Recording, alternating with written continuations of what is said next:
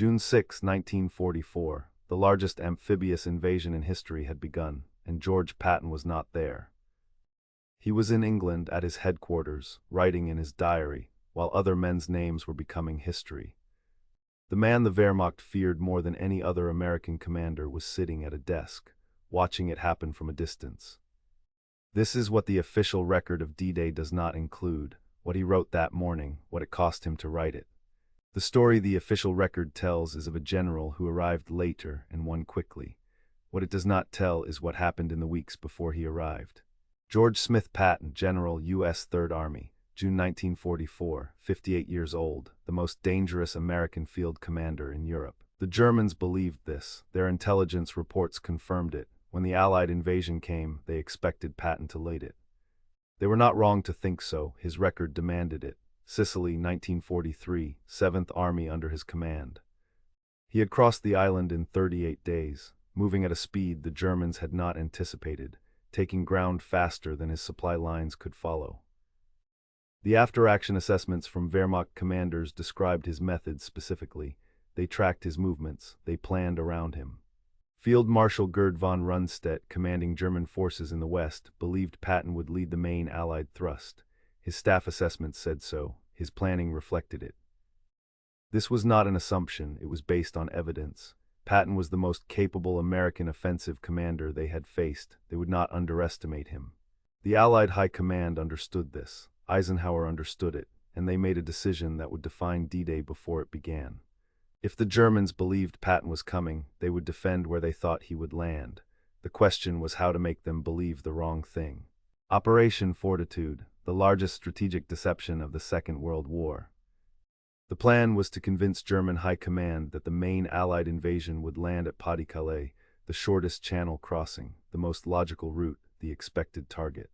Normandy would be the real landing. Calais would be the threat that kept German reserves in the wrong place. To make it work, they needed Patton, not fighting, appearing to prepare to fight. So they created a fiction around him.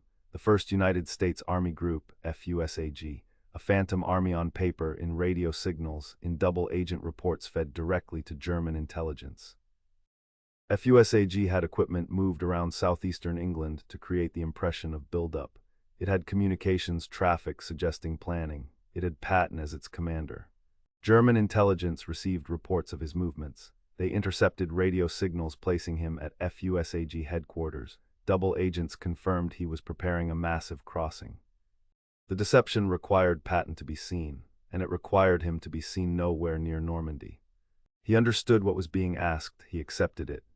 In the spring of 1944, he became the most carefully watched man in England, for all the wrong reasons. What he wrote when June 6 finally arrived was not part of any operation. It was private, it survived because he kept writing. That record still exists. Patton had been at war in some form since 1916. He had chased Pancho Villa across the Mexican border with Pershing. He had commanded a tank brigade in France in 1918. He was a student of war in a way that made other officers uncomfortable. He believed the future of land warfare was armor, moving fast, breaking through before the defense could consolidate. He studied Rommel's campaigns in North Africa. He studied German armored doctrine. He understood blitzkrieg because he had thought through the same principles independently. By 1944, he had waited long enough. The slapping incidents in Sicily had nearly ended him. An officer who struck an enlisted man had no career. Eisenhower had kept him at a cost to both of them. He kept him because he needed him, not for June, for what came after. Patton's headquarters at Pova Hall in Cheshire was functional and far from anything that mattered militarily. He held reviews, he inspected troops, he spoke at functions. Each appearance was calculated, visible enough to be reported, prominent enough to be believed, creating the impression that FUSAG was real and its commander was preparing. He was performing his role, he knew it, the men around him knew it, none of them could say so publicly. His genuine frustration was visible to those who knew him. Generals do not become generals by learning to disappear. Patton had spent 30 years making himself impossible to ignore. The tension in the diary from this period is unmistakable. A man who understood exactly why he was where he was. Understanding the reason did not make it easier to accept. The diary from these months is the record of a man counting days. His letters to his wife Beatrice during this period are controlled on the surface. Underneath, the Count is always present. June 5, 1944, the invasion fleet assembled in ports across southern England. Eisenhower made the final decision to go. The men embarked. Patton was not among them. He was at Pova Hall, aware of the timing, bound to silence.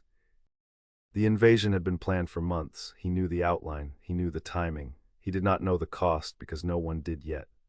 What he wrote on June 6 was meant for no one else, not a dispatch, not a report. It was a man writing what he could not otherwise say. That is the document that survived. June 6, 1944, he knew the landings had begun. The BBC broadcast it. What was private was his response. The Patton papers, edited by Martin Blumenson and deposited at the Library of Congress, contain his diary entries for this period. They were not written for publication. He had kept a diary throughout the war, detailed, personal, at times brutal in its assessments of other commanders. The diary is the record the official histories did not sanitize. The June 6 entry documents what he knew, what he observed from a distance, and what he felt about his position. He wrote about the men going in, he wrote about the beaches, he wrote about what the operation meant. The letters going in from Normandy were censored. The casualty figures were managed. The public version was controlled. The diary had no such requirement. He wrote about the role he had agreed to play, about being the most feared American general in Europe on the day Europe was being taken back from England. There is a specific quality to writing produced under that kind of pressure. It is not heroic, it is not diplomatic, it is honest in the way only private documents are honest. The official record of D-Day is crowded with names: Eisenhower, Bradley, Montgomery, the beaches, the paratroopers, the Rangers, the landing craft. Patton's name does not appear prominently. He was not there. The plan required his absence. The plan worked because of it. He had spent 5 months as a fiction, the most famous American general in Europe, used as bait, present enough to be believed, absent from everything that was happening. On Omaha Beach, the first waves took casualties that exceeded every planning estimate. The beach was not secured by deception. It was secured by men who climbed the bluffs under direct fire. Patton knew the cost as it was reported. He wrote about it. The diary does not flinch. What it records is not self-pity. It is something harder. A man who understood exactly what had been bought and what it had cost, and who could not act on that knowledge. The official record of Fortitude is a success story. The deception worked. German reserves were held back. The Normandy beachhead survived partly because Hitler believed Patton was still coming. The diary records what the strategic triumph looked like from inside it. It looked like June 6 at a desk in England. He continued writing through July. The diary records his private assessments of decisions being made by other commanders. They are precise and they are unsparing.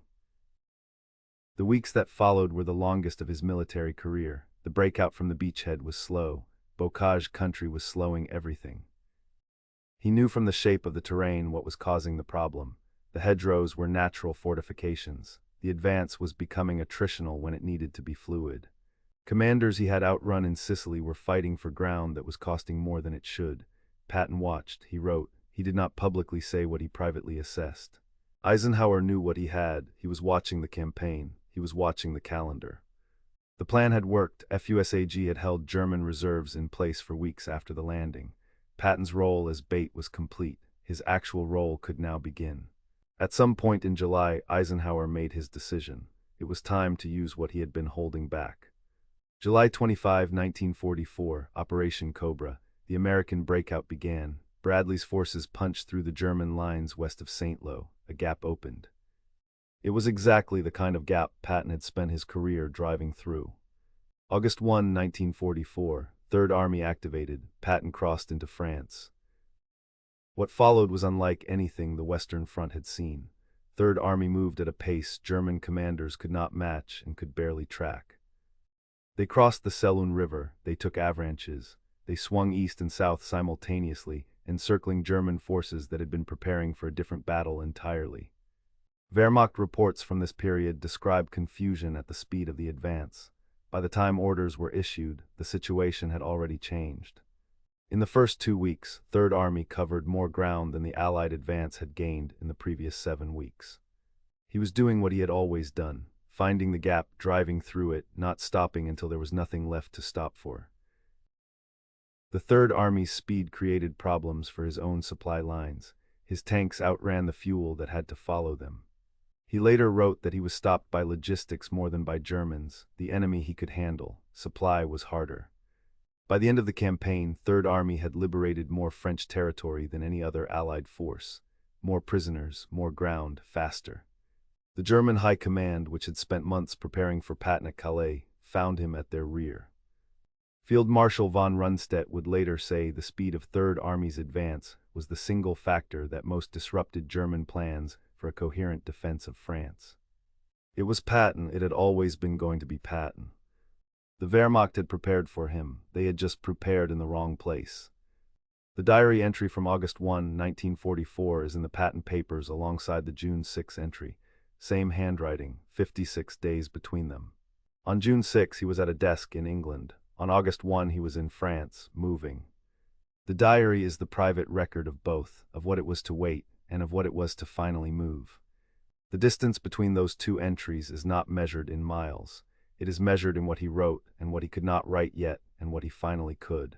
He did not choose what the official record of D-Day recorded about him. He chose what he wrote. The diary holds both.